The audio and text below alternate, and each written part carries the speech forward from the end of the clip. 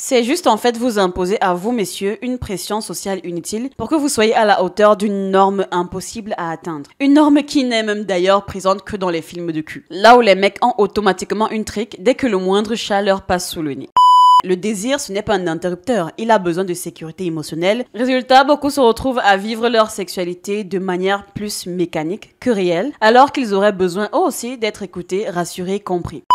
Mais j'avoue quand même que beaucoup d'entre nous ne parlons vraiment pas sur ce que nous voulons à ce moment donné-là. Nous nous contentons parfois de juste subir la situation, le moment, ce qui est dommage parce que c'est en fait à ce moment qu'il faut dire les termes. C'est à ce moment de passer le message en mode « je n'aime pas ci, je préfère ça, fais plutôt ceci comme ça ». D'ailleurs, le désir chez une femme, c'est tellement différent d'un homme, c'est terrible. Mais c'est tellement... En fait, nous... Bah évidemment, c'est un truc qui fait plaisir, tu vois. Mais c'est pas un truc auquel tu penses tous les jours. Il y a par contre un moment dans ton mois, parce que nous, vous savez, c'est des cycles de 28 jours, ok. Par contre, il y a un moment dans le mois où j'ai pas envie de dire les termes, mais t'as un côté dans toi qui se réveille, que même toi, tu te dis, mais je pensais pas que j'étais comme ça, vilaine. Apparemment, pendant l'ovulation des femmes, on ressent ce que les hommes ressentent tous les jours. Et je me dis, mais c'est grave. H24, mais tu sais que je sais pas comment vous faites pour... Mais oui, mais c'est une souffrance. Mais bien sûr, c'est une souffrance. Moi, bon, quand t'es en couple, c'est différent. Ovulation, c'est... Y a pas de... T'as capté. Mais en solo, solitaire, ovulation, et je peux pas aboutir à ce que je veux, mais c'est la souffrance. Et vous, c'est comme ça tous les jours. Mais waouh, tous mes respects. Hein. Ah, franchement, tous mes respects. Hein. J'ai beaucoup aimé cet extrait vidéo. J'imagine que vous êtes probablement déjà tombé dessus, étant donné le nombre de vues et de reprises qu'elle a eu. Résultat, ça m'a donné envie de parler du désir sexuel. Surtout qu'on sait que beaucoup de gens imaginent qu'il fonctionne chez tout le monde un petit peu de la même façon. Alors, on va commencer par vous, messieurs. Et si tout ce qu'on croyait sur le désir sexuel masculin était à côté de la plaque? On entend souvent des trucs du genre, les mecs pensent tout le temps sexe, ou alors pour les hommes, tout ce qui compte, c'est le physique. Mais soyons honnêtes, est-ce que ça colle vraiment à la réalité? Ou du moins à ce que la majeure partie des hommes vivent dans leur vie personnelle? Peut-être que non, peut-être que vous vous demandez pourquoi ça ne se passe plus comme avant avec votre partenaire, ou pourquoi vous-même vous ressentez moins d'envie. Et pourtant, vous êtes censé être toujours partant, pas vrai? Spoiler alerte, tout ça, c'est en grande partie un mythe. Le désir sexuel masculin est l'un des sujets les plus mal compris qui soit, et ces mythes à taille unique n'aident personne. Le désir sexuel masculin est bien plus complexe que ce qu'on nous vend dans les films ou dans les discussions de vestiaire. Et c'est justement ce qu'on va explorer ensemble dans cette vidéo. On va démonter les clichés, s'appuyer sur la science et surtout remettre un petit peu d'humanité là-dedans. Pour vous, messieurs, et pour vous aussi, mesdames, qui cherchez en fait à mieux comprendre l'homme de votre vie, par exemple. Mythe numéro 1, les hommes sont toujours d'humeur. Ce qui est très souvent répandu, ce qu'on entend beaucoup, c'est que les mecs, ça ne pense que H24 au sexe, ce sont tout le temps des chauds lapins et ça ne réfléchit qu'avec leur tub. La réalité est non. Le désir sexuel masculin n'est ni constant ni automatique. Franchement, qui a déjà eu envie de quoi que ce soit quand il est crevé après une semaine de boulot ou alors stressé avec les factures ou juste pas dans le mood? Tout le monde connaît ça, mais chez vous, messieurs, on n'en parle quasiment jamais ou du moins vous avez rarement la permission de l'admettre. Le problème, c'est qu'on a mis dans la tête des gars et même dans la tête des gens dans la société, c'est que les hommes doivent toujours être prêts, comme si c'était une fonction biologique de base, en mode on appuie sur un bouton. Et du coup, quand ce n'est pas le cas, certains se sentent anormaux, voire même honteux. C'est juste en fait vous imposer à vous, messieurs, une pression sociale inutile pour que vous soyez à la hauteur d'une norme impossible à atteindre. Une norme qui n'est même d'ailleurs présente que dans les films de cul. Là où les mecs ont automatiquement une trique dès que le moindre chat leur passe sous le nez. Oui, c'est vrai, les hommes ont en moyenne plus de pensées, d'envie ou de désir sexuel que les femmes et initient plus souvent les rapports sexuels. Mais ça ne veut pas dire qu'ils sont déconnectés de tout le reste. La fatigue, le stress, les soucis dans le couple, tout ça joue aussi sur leur libido. Et voici quelque chose d'encore plus intéressant. Même la fameuse testostérone, qu'on présente souvent comme le bouton on et off du désir, n'explique pas tout. Une étude menée à l'université de Californie Santa Barbara a montré que chez les hommes en couple depuis longtemps, la testostérone n'était pas un indicateur fiable du désir. Donc, il va falloir un petit peu revoir ce côté-là. Mythe numéro 2, le désir masculin est uniquement physique. Le cliché veut que les hommes veulent juste du sexe sans émotion. La réalité est bien plus nuancée que ça. Et si je vous disais que le mental et les émotions pèsent parfois plus que le physique? Quand il y a des tensions dans le couple, un manque de complicité ou de communication, le désir désir peut chuter et pas qu'un peu. Permettez-moi de vous poser la question suivante. Avez-vous déjà constaté que vous-même ou votre partenaire étiez moins intéressé par le sexe dans des moments de distance ou de tension émotionnelle? Probablement oui, et c'est normal. Le désir, ce n'est pas un interrupteur. Il a besoin de sécurité émotionnelle, de confiance, d'échange. C'est parce que le désir sexuel des hommes est profondément lié à leur état mental et émotionnel. En fait, les recherches montrent que le stress, la santé mentale et la satisfaction de la relation sont des facteurs déterminants pour la libido masculine. Le souci, c'est qu'on apprend souvent aux hommes à cacher un petit peu ce côté-là, ces émotions, et en fait à jouer les durs. Résultat, beaucoup se retrouvent à vivre leur sexualité de manière plus mécanique que réelle, alors qu'ils auraient besoin eux aussi d'être écoutés, rassurés, compris. Cette attente culturelle peut créer des barrières à l'intimité qui conduisent à la frustration, non pas parce qu'ils ne se sentent plus concernés, mais parce qu'ils ne se sentent pas toujours suffisamment en sécurité sur le plan émotionnel pour s'exprimer. Mythe numéro 3, le désir dans un couple ne s'éteint jamais, sinon c'est foutu. Ce qu'on croit, c'est que si le sexe devient moins fréquent, c'est que quelque chose ne va pas, c'est que l'amour a disparu. Honnêtement, je me demande d'où ça sort encore. La vérité est que le désir sexuel fluctue naturellement dans les relations à long terme. Et c'est totalement normal. Imaginez ceci. Messieurs, vous êtes par exemple avec votre partenaire depuis des années, vous vous aimez profondément, mais la phase de lune de miel est passée et les rapports sexuels ne sont plus aussi spontanés ou excitants qu'auparavant. Cela vous semble-t-il familier? Au début d'une relation, c'est souvent la passion, la nouveauté, l'excitation, mais au bout de quelques années, entre les enfants, le boulot, la routine, il est logique que ça change. Ce n'est pas la fin du couple, c'est juste une autre phase. La recherche montre que si le désir peut diminuer avec le temps dans les relations à long terme, cela ne signifie pas que la connexion a disparu, mais simplement qu'elle a évolué. Pour les hommes, l'intimité émotionnelle est souvent un facteur clé du désir sexuel. Ce qu'il faut comprendre, c'est que le désir n'est pas mort. Il dort peut-être un petit peu, mais il n'est pas mort. Et parfois, il suffit de petits gestes, de petits trucs en fait pour le réveiller. Parler vraiment de ses envies, parce que dans un couple, les désirs, les fantasmes aussi, ça évolue. Se montrer de l'attention au quotidien, créer de nouveaux moments ensemble, un massage improvisé, une sortie qui sort de l'ordinaire, un simple compliment. Rallumer la flamme, ce n'est pas refaire le feu d'artifice du début,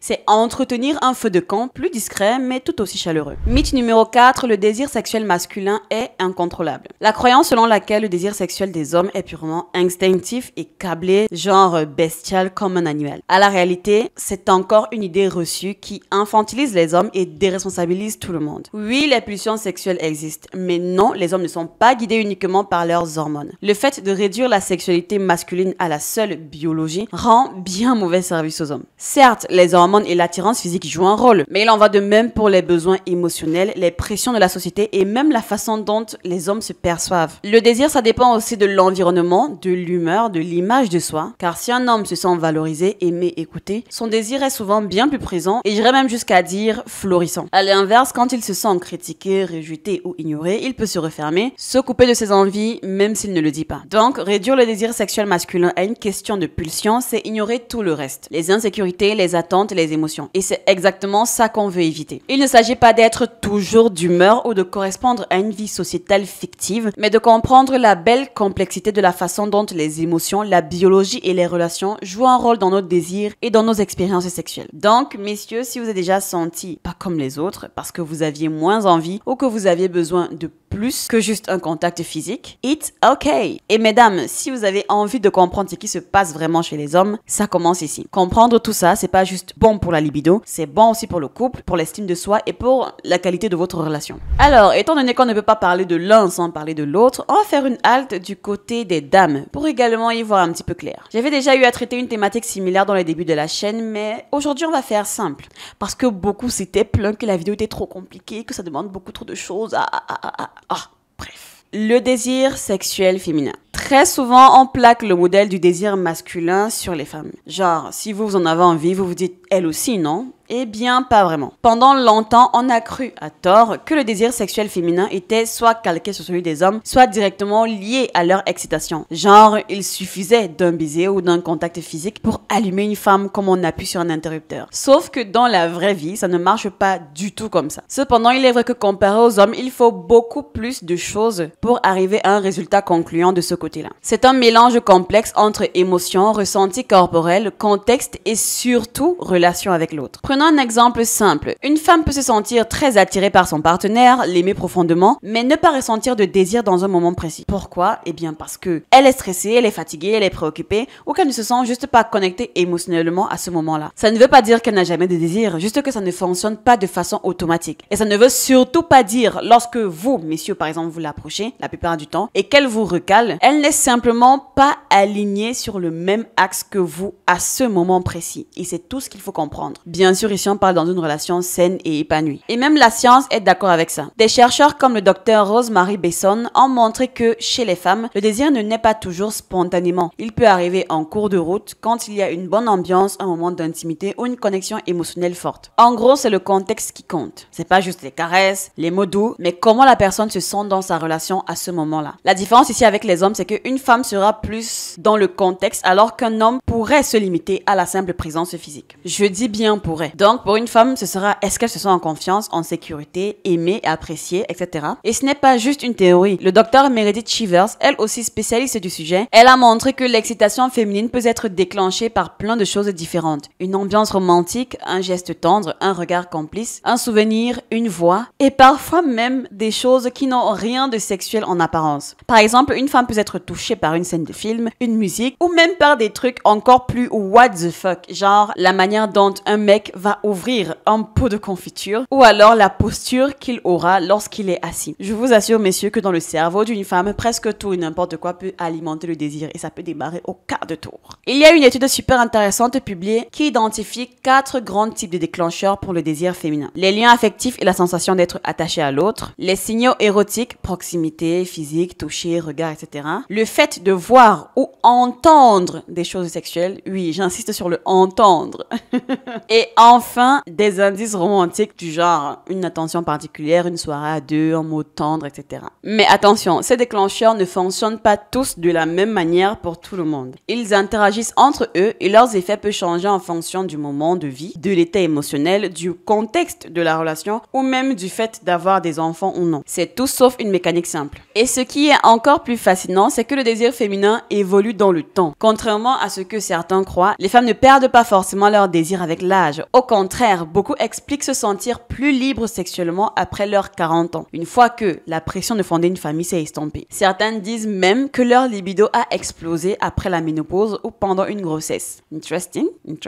Un article de WebMD rapporte justement que la grossesse peut booster le désir chez une femme à cause du changement hormonaux, mais aussi parce qu'elles se sentent davantage connectées à leur corps. Encore une fois, ce n'est pas juste biologique, c'est aussi émotionnel, relationnel et intime. Et puis, il y a aussi eu ces propos de la thérapeute Dr Tasha qui résume bien le truc. Pour beaucoup de femmes, le désir se construit dans la sécurité affective. C'est pourquoi une femme peut totalement décrocher sexuellement si elle sent que son partenaire est distant, stressé ou indifférent à ses besoins émotionnels. C'est pas qu'elle ne veut pas, c'est qu'elle ne peut pas dans ces conditions-là. Dr Tasha conseille d'ailleurs aux couples d'explorer les préliminaires non pas juste comme une étape avant le sexe, mais comme un vrai moment de connexion. Et au nom de toutes les femmes du monde, vraiment messieurs, c'est le moment de tout donner. Parce que c'est super important. J'insiste. Tout ce temps de préparation, il est très important en fait, parce qu'il envoie au cerveau des signaux du genre « je me sens en sécurité ici, je me sens bien, donc je peux me laisser aller ». Et c'est le point le plus important à retenir. Le désir féminin ne dépend pas seulement de l'autre. Les femmes ont un rôle actif à jouer. Elles peuvent explorer, exprimer, expérimenter leur désir à leur manière. Elles ne sont pas passives ou en attente d'être séduites. Elles ont leur propre sexualité, leurs envies, leur rythme. Bref, si on veut vraiment comprendre le désir sexuel féminin, il faut arrêter de le comparer à celui des hommes. Il faut le regarder pour ce qu'il est, un mélange de corps, d'esprit, de cœur et de contexte. Et surtout, il faut écouter ce que les femmes ont à dire sur ce qu'elles ressentent au lieu de les imaginer à leur place. Mais j'avoue quand même que beaucoup d'entre nous ne parlons vraiment pas sur ce que nous voulons à ce moment donné-là. Nous nous contentons parfois, pour certaines, de juste subir la situation, le moment, et ne vraiment pas participer. Ce qui est dommage parce que c'est en fait à ce moment qu'il faut dire les termes. C'est à ce moment de passer le message en mode je n'aime pas ci, je préfère ça. Fais plutôt ceci comme ça. Bref, je vous zappe les détails, mais ce serait plus intéressant pour les femmes d'en arriver à parler librement de ce côté-là à ce moment-là. Et si elles n'y arrivent pas, messieurs, il va falloir un petit peu leur donner un petit coup de pouce. Ouais.